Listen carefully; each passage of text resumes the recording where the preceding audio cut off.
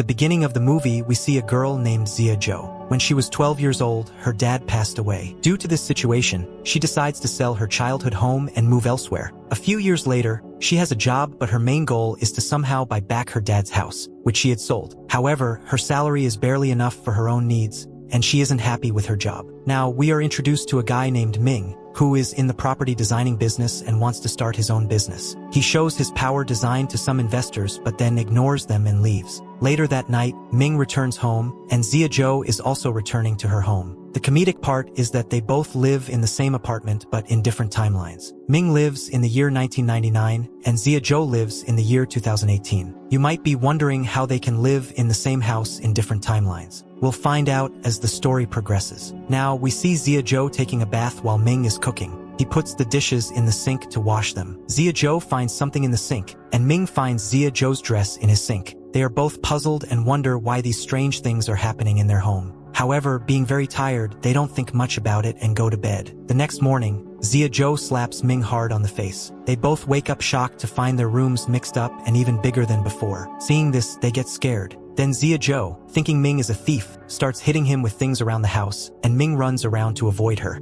They realize that their rooms have merged, and when Ming looks out of the window, he sees cloudy skies, while Zia Jo sees bright sunlight from her room. Ming opens his door and steps outside, but everything appears normal, and he is still in 1999. However, when Zia Jo looks outside Ming's door, she is shocked to see scenes from 1999, even though she has been living in 2018. Frightened, she goes back inside. She then opens the door to her room and is back in 2018. Ming is astonished by this because he has been living in 1999, and now he sees the advanced technologies of 2018. Realizing they are living in the same apartment in different timelines, Zia Jo slaps Ming again. When Ming asks why, she says she did it to check if it was a dream or reality. Ming suggests that fighting won't solve anything and proposes that they open both doors simultaneously to see what happens. Then they both try to open the doors on their respective sides simultaneously, but as they do, their rooms start merging again. They realize that they cannot open both doors at the same time. Zia Jo remembers that her dad was alive in 1999, so she tells Ming to open his door and take her to his timeline because she wants to meet her dad. Ming agrees and brings her to 1999. Upon arriving in 1999, Zia Jo is overjoyed and runs to meet her dad. However, when she gets there, she sees her dad playing with her 10-year-old self. This makes her emotional and she runs towards them. Just then, an earthquake occurs and strong winds start blowing, preventing her from meeting her dad. Frustrated, she returns to her apartment. Ming then suggests that just as he brought her to his timeline, she should take him to hers. Zia Jo gives him an advanced laptop, which surprises him since, in his timeline, only basic computers existed. Ming types his name into the laptop to see himself in the future, causing another earthquake. Zia Jo realizes what's happening and tells Ming that they can't contact people from their past or future timelines because trying to do so causes these disturbances, and they can't exist in both timelines simultaneously. She explains that only he can open his door, and she can come through, and only she can open her door, and he can come through. In the next scene, a scientist and a wealthy businessman are having a meeting. The scientist explains that they have created a dimensional timeline,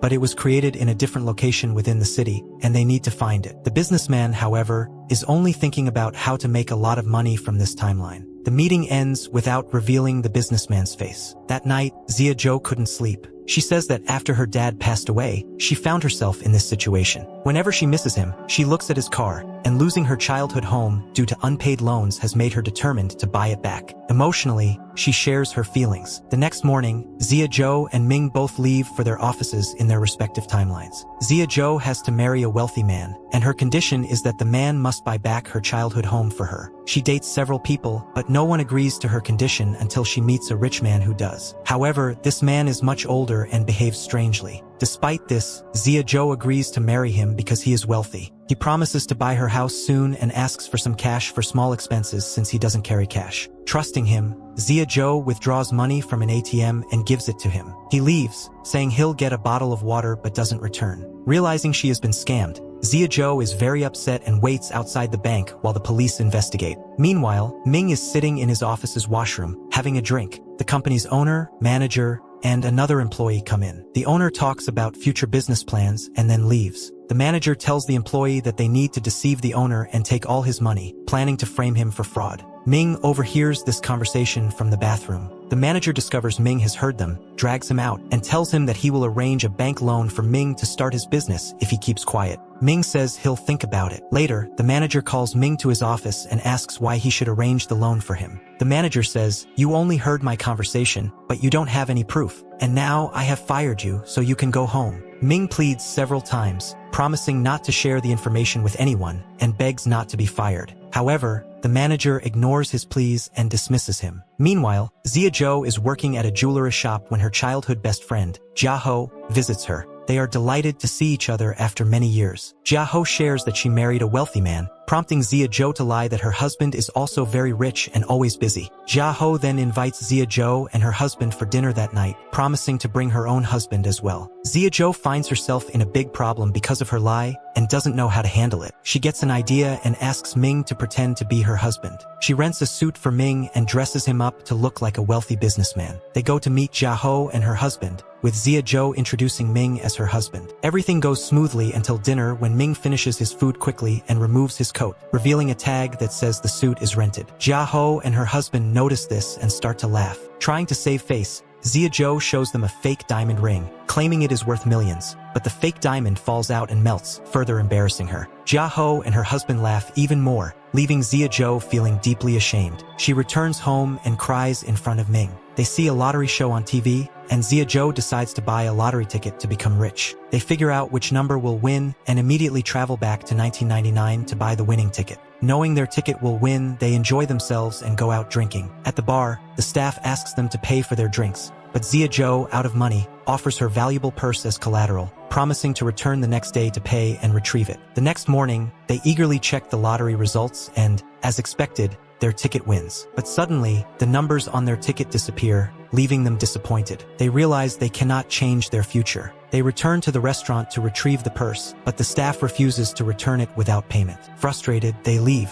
On their way back, they see a large advertisement screen featuring Ming. It turns out that in 2018, Ming has become a wealthy businessman and is now giving a media interview. Seeing this, Ming is shocked, wondering how he became like that in the future. They go to the place where Ming is giving the interview. When Ming tries to approach future Ming, there is an earthquake, and the program gets cancelled. Future Ming feels like he has met Zia Jo before. This makes him recall connected events, and Ming slips and falls, injuring his hand. The same injury appears on future Ming's hand, indicating that whatever Ming does affects his future. The businessman shown in an earlier meeting scene turns out to be future Ming, and the scientist talking to him is Juni, who fired them in 1999. Juni tells future Ming that because 1999 Ming is now in Zia Jo's timeline, he will have these overlapping memories, which can be problematic. The next day, Ming meets Juni in his office and says, "Are you going to fire me? I quit," and hands in his resignation letter. In the future, Ming takes Zia Jo to a jewelry shop and then on a date in his car. But she isn't as happy with future Ming as she was with 1999 Ming. Future Ming takes her to an expensive restaurant, but she still misses something. During dinner, future Ming tells her, "I know you were with 1999 Ming, but don't stay with my past self because it can affect my future. I'm moving forward with a goal, and you could cause problems. I'll buy your house back for you, but you have to leave 1999 Ming and stay away from him."